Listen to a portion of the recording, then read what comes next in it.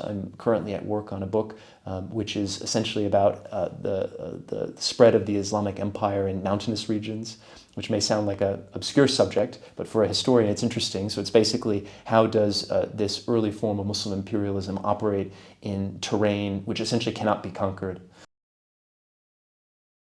So I'd say that my field of research, broadly conceived, is the history of late antiquity and the Middle Ages. So chronologically, we're talking about the world in the period stretching from roughly 300 AD until roughly about 1000. And why that's interesting is that once upon a time, people used to look upon that period as a dark age. It was a time of decadence and decay.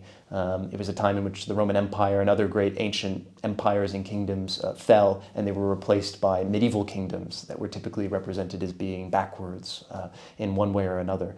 Thankfully, we see things differently today in the world of the academic study of history.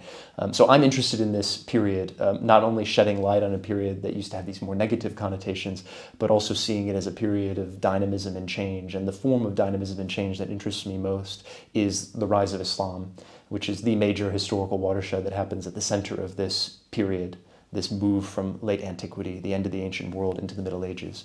So the Prophet Muhammad and the earliest Muslims are alive in the 7th century. So in many respects, they are the great fulcrum, the hinge point in this transitional period. I'm interested in the formation of the early Muslim empire, which was an entity that was established over the course of the 7th and the 8th centuries. The early Muslims, they were terrifically successful as conquerors, and they established an empire that stretched from the Atlantic Ocean in the west all the way to Central Asia and the doorstep of India in the east. But of course, although the political change was very decisive and rapid, the change in the society was often very, very slow. So one major theme of my research is studying the continuities from the period before the rise of Islam to the period after.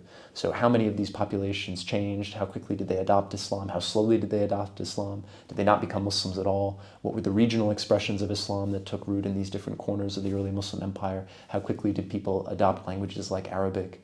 Did pre-Islamic languages survive? And my work, I'd say, is informed by many years of travel and study in the Middle East. I've been fortunate to live in places like Syria and Lebanon and travel in many, many other Arabic-speaking countries. So for me, to study the region is also to hopefully know it up close, to have seen the landscapes, to have met the people, to see how history in the remote past is interpreted and understood today. So all that's very, very important to me.